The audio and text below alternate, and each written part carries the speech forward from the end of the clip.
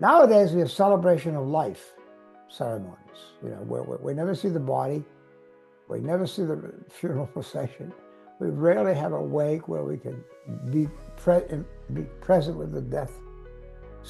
So we've lost rituals, and rituals are critical because rituals and ceremonies are the way in which we externalize the grief.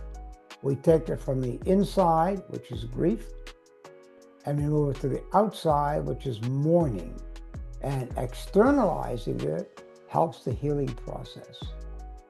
How interesting. So we've sanitized things just like we have with the way our food is, manufactured. We don't want to know about it, and society has it set up that you don't have to know about it, and everything's fine. Didn't John Lennon say if abattoirs or slaughterhouses had glass walls, everybody would be a vegan? That's right. Welcome to the Better Life for Animals podcast, where we amplify the voices of animal advocates, sanctuaries, and changemakers working toward a kinder, more compassionate world. Through powerful stories and expert insights, we shine a light on the efforts to rescue, protect, and advocate for animals. Be sure to subscribe wherever you're watching or listening. Every follower helps us reach more people. And support animal sanctuaries. Enjoy the conversation. Kaleel Sakakeeny is a grief educator, professional life coach, and ordained non-denominational pastor based in Boston, Massachusetts. As executive director of Animal Talks, a nonprofit program reaching as far as Cape Town, he helps people navigate the pain of loss, especially that unique grief that comes with losing a beloved animal companion.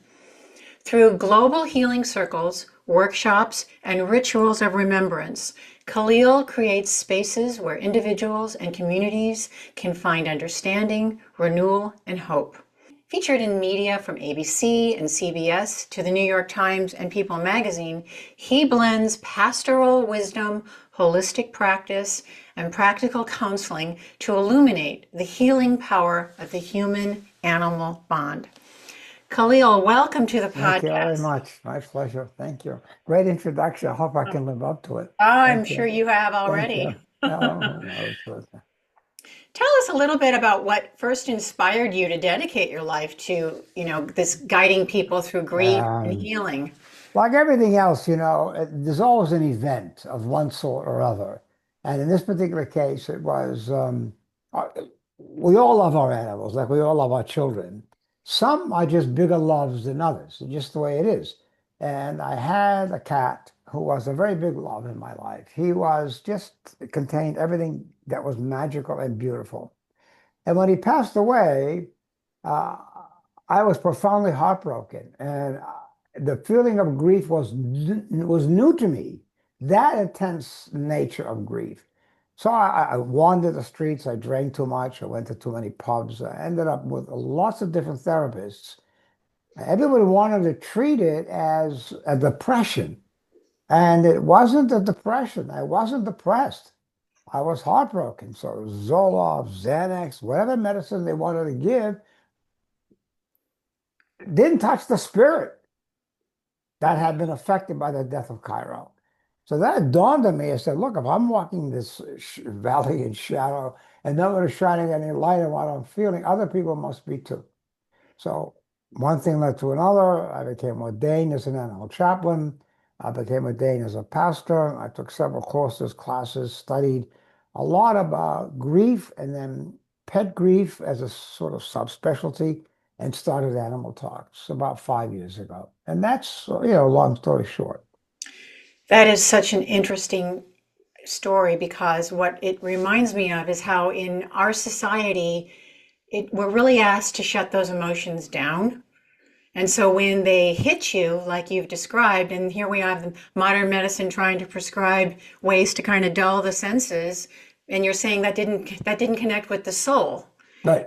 That's really a lot of what we try to talk about here on this show, which is that there's a compassionate piece that we all have, but that we have learned to shut down. And I think that's so fascinating that you start with your animals because we all love our companions, but we don't seem to know how to translate that or extend it to, the farm animals or the animals that we don't necessarily have everyday relationships with. And that's why I think your work is so important.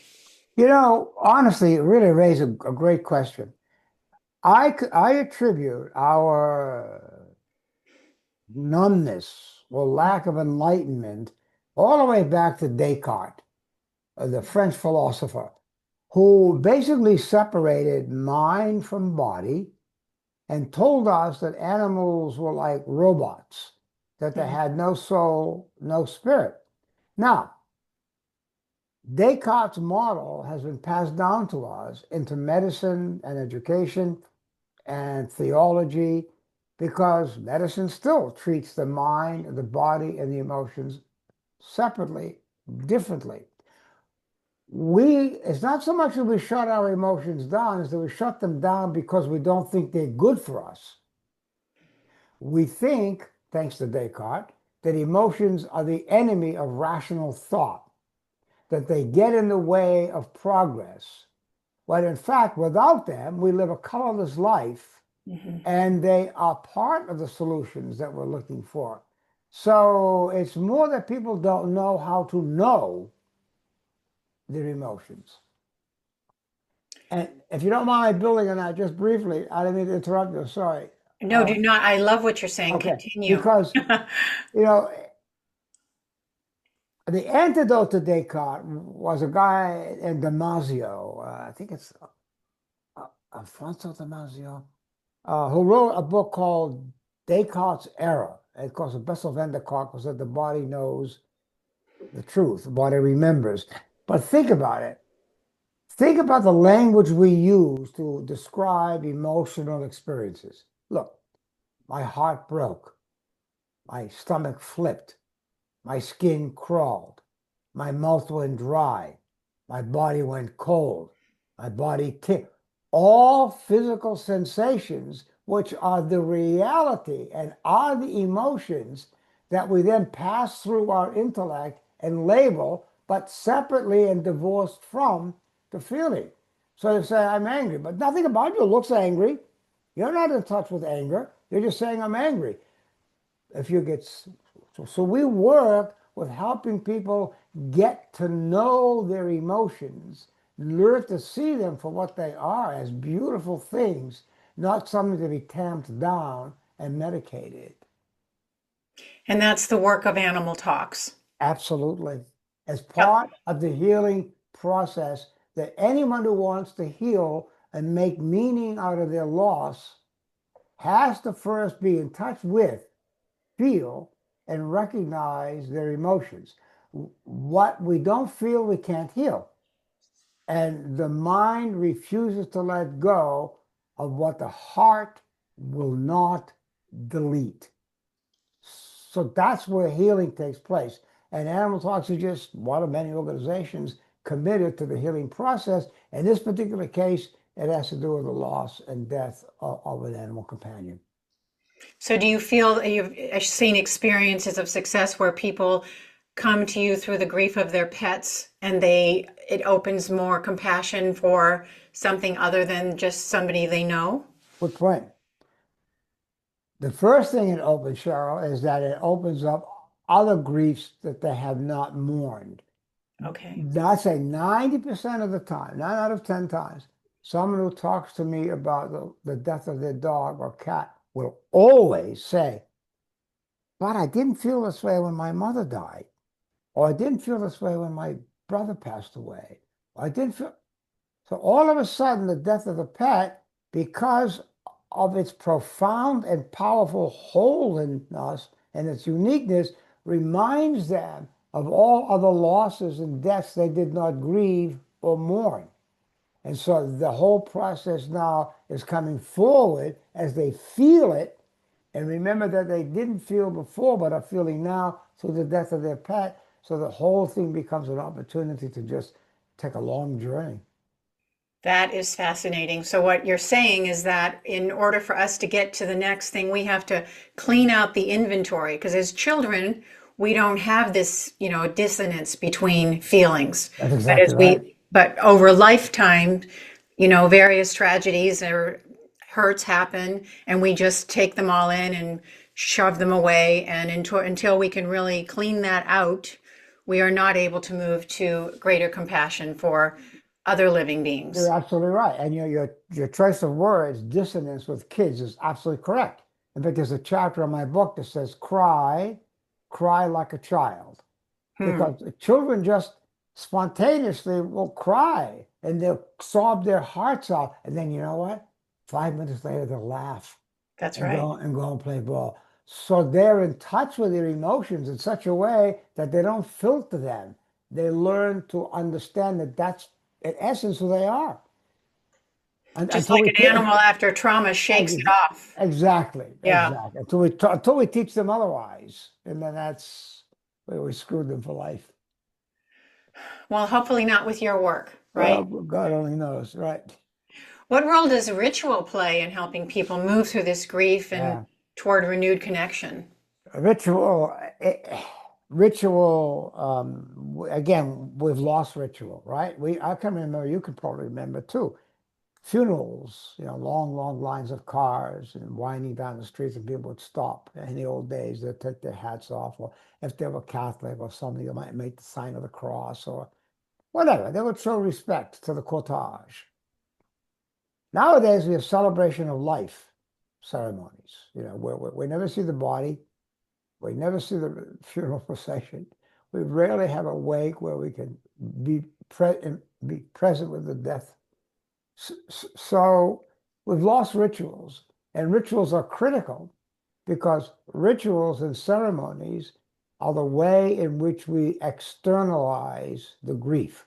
We take it from the inside, which is grief, and we move it to the outside, which is mourning.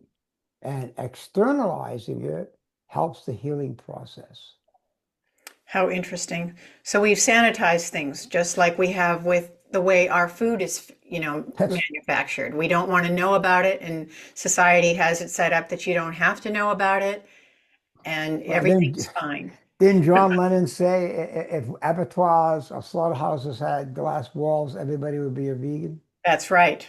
That's Yeah, right. I think it was John Lennon. I think I It was remember. either him or Paul McCartney. Oh, one of the two, One right? of the Beatles, though. Yeah, You're right. I remember that. You're listening to Better Life for Animals podcast.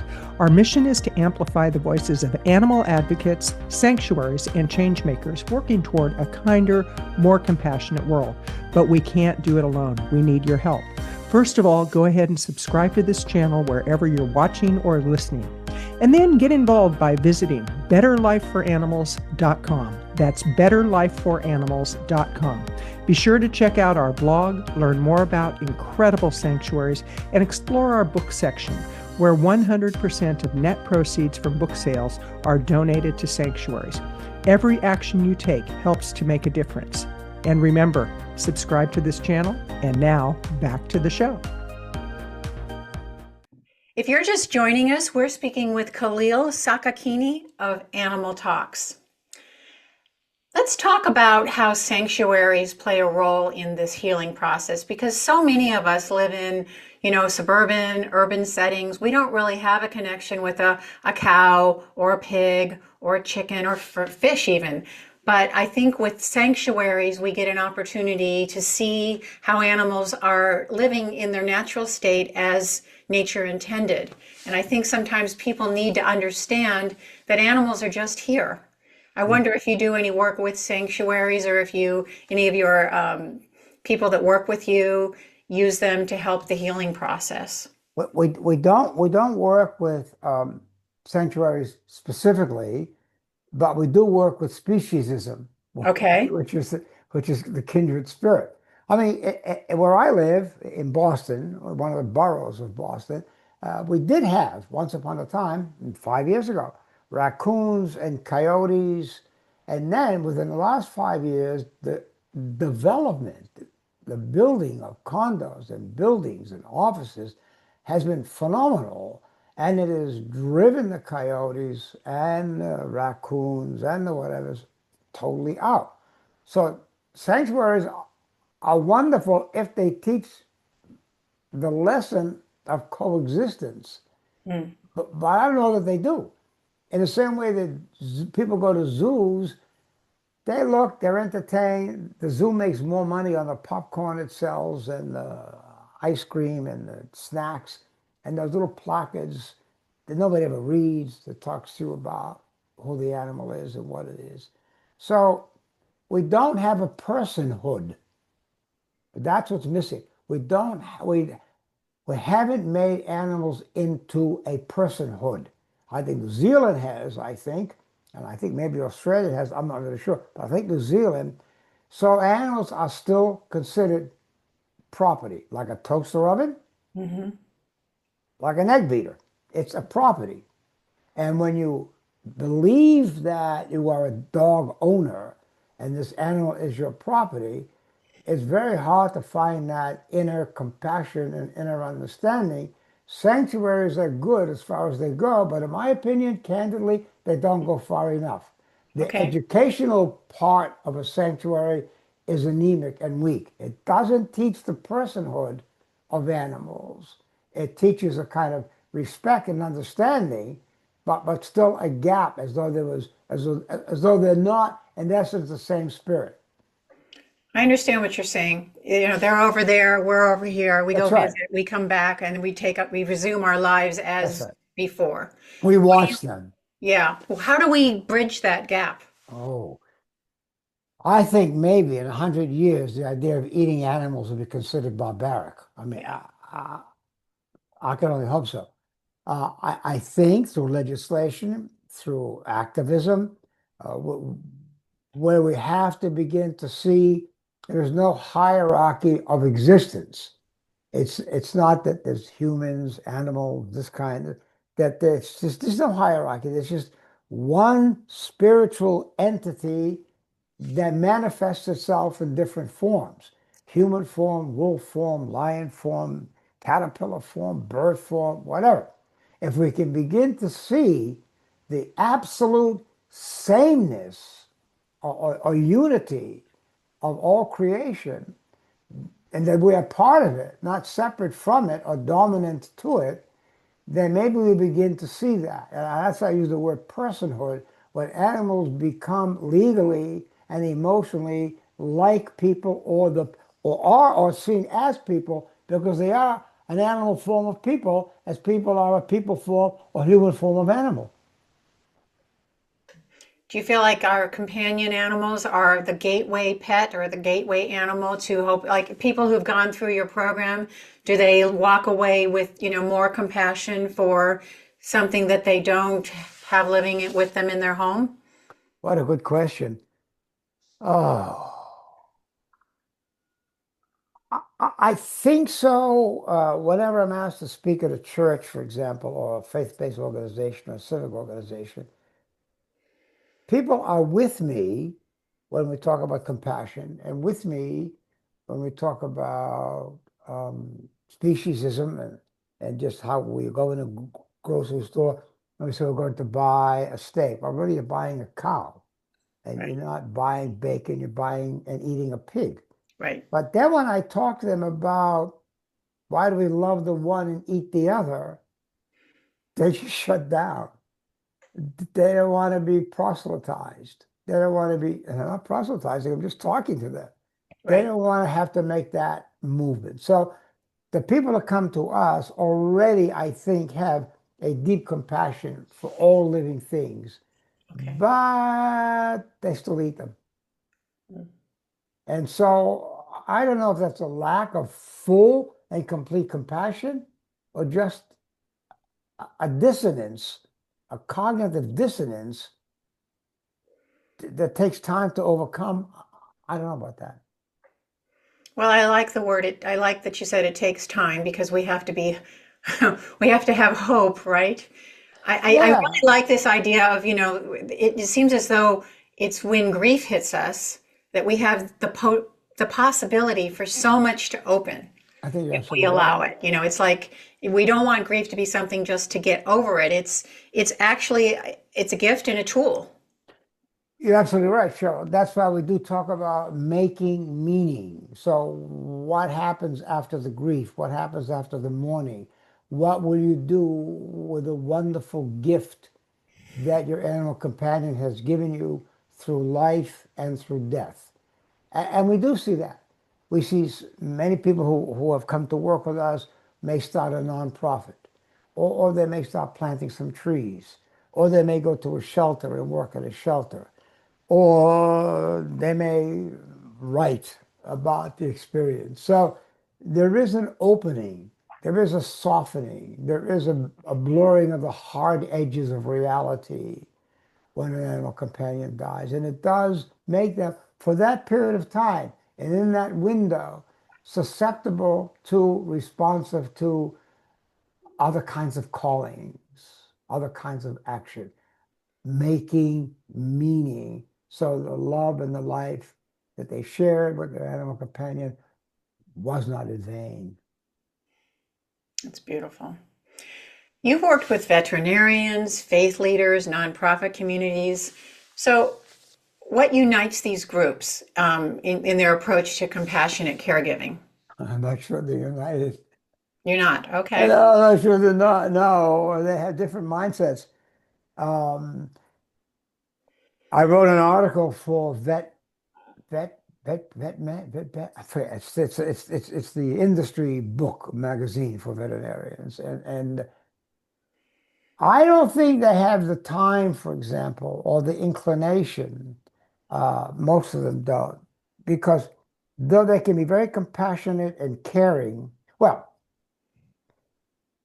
veterinarians have the highest rate of suicide of all healing professionals, Oh, 20% higher. And women veterinarians have the absolute highest rate of suicide of all healing professionals. Lots of reasons why. They practice alone, people can't afford their prices, so they have to put animals, euthanize animals that don't need to be euthanized. They have huge medical bills, medical schooling bills to pay. And they can show compassion at the end of the day when they have to euthanize an animal, but then we see the person for months afterwards. The veterinarian doesn't. They can be compassionate at that moment, but that's it. That door is then closed. So they can't afford to be as compassionate and open as as I think we are in our work. Faith-based leaders, they don't want to rock the congregation too much. Again, if you talk about sanctuaries, you talk about animal farming, they don't want to go down that path because it challenges a person's traces, and that's awkward. So I don't know that they're united in compassion. I'd like to believe they were, but I don't think so. I think there are barriers to compassion that they have by virtue of their professions.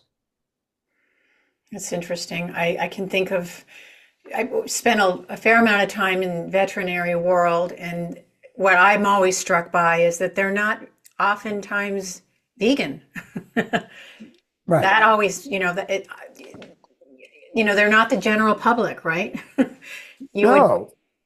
Yeah, I'm giving a talk next week to a group called the American Association of Veterinarian Chaplains. I don't know what that's going to be like. It's a relatively new organization, but I think they do their work. I think they care. I think they're supportive. But at least 50% of the time, the people who come to us have problems healing because they have unresolved anger at the veterinarian. interesting. They don't feel, now that may be just because the guilt and the pain is so overwhelming, but more times than not, it's that the veterinarian didn't take the time, uh, was not available, did not call back when he or she said they would, did not do the CAT scan or the X-ray that ought to have been done, uh, didn't give them the quality time that they needed. And that way of sending more of the people who come to us back to their vets for a heart-to-heart talk, because in our minds, unless that anger issue is resolved, then they can't go forward in their healing. Interesting. So we're back to that. We've got to clean out the anger in order to move on everywhere. I'm not sure I would say the word clean out. I would say we have to recognize it, learn from it, and befriend it. I Okay. think we cannot be hostile to the anger or hostile to the pain. It's there for a purpose. It's there to teach us. What is the anger asking of us? What is it saying to us? What do we need to do to address what is causing the anger? And that way we sort of not resolve, but that's the wrong word. We reconcile the Reconcile. anger, reconcile it with Okay. our lives. So it's an emotion like all, and it's something to be curious about. It's happening for a reason, and it's a gateway to greater compassion, which is what we're ultimately working for. I Not only believe for the animals, but also for people, because we've got to heal ourselves before we can be more benevolent to the rest of the world. that's right. And I think grief, you're right. Grief is a gateway to that. It does open us up. It's an opportunity. We say that our animals are the angels of our better selves. Mm. And that's often why people panic when the animal companion dies because they're afraid of falling back into the self that they were before their animal companion came and rescued them from that self. They don't want to suddenly become the less compassionate person that they were, the less loving person that they were before their animal companion came into their lives and showed them the best way to be. So they know that they have expanded and they don't want to shut back down. Exactly right. Yeah, And I want to shrink back. right, which we're all capable of doing. Absolutely. Well, for someone who's just beginning to explore animal loss or deeper compassion, where do you recommend they start? What's the first small act of awareness or kindness? Do you mean after an animal companion has passed, or what? Sure. Is We're, that, we're looking to expand our compassion wherever we can find it. So we're starting here with grief and what steps, if somebody's feeling they've just lost a pet, as an example, what would you recommend? right. I guess it depends upon, well, so many things, how they are handling it. And that depends upon their background, their psychology, their religious training, their cultural orientation. But I think that even a step before that, we would often say, I would see people walking their dogs, and they would be like on a cell phone, talking away and sort of pulling the dog behind. I said, "Look, dude, it's the dog's walk. It's Mm. not your walk. It's the dog's." So if you can almost begin there, this is the dog, this is the cat, this is the fish. And just because they don't do what you want them to do doesn't mean they're doing something wrong. So stop talking in the phone, stop yanking them along, see what they're curious about, see what they're interested in, be part of their world. And so that sense of compassion and feeling doesn't need a death and grief. It needs developing the consciousness and the awareness to be at one with part of that life that you share with your animal companion. I love that. I've had many dogs, and as they get older, they don't walk at the same pace, they don't do the same things, and it's an exercise in compassion to slow down, like you said, and just walk with. In this That's case, right. it was my dog Ruby. So I hear that. That's a wonderful thought that they're getting older, and let's respect that, just like we respect ourselves. And life takes on different seasons, and they teach us about that And in a that's an natural act of way. that's an act of mercy. Absolutely. It really is an act of mercy. And it isn't just older dogs. I mean, I have a beagle, and the standard joke about a beagle is a 5-minute walk around the block takes 2 hours with a beagle because they smell everything. I Hmm. mean, it's just and it drives me crazy sometimes. So I encounter my own limitations, my own impatience, my own urgencies, and I have to redesign myself to fit into what's going on with her and understand that she's precious. She's doing what she's supposed to do. It's her world, it's her walk. All right, show me. And that's it. And then, it's not easy because, we fill our lives with meaningless things. So the one meaningful thing, like walking the dog, which is really the most meaningful thing you could do in the day, is giving short shrift. That's so well put. How do we take this work that you're doing, which is so important, and I love it. How do we take this information and these feelings and make sure that we can extend it to other things like animals out in the factories or animals that were, out in the sanctuaries? How do we create a culture and expand upon the work that you're doing so that we all have greater emotional capacity? I'm not sure I know. I mean,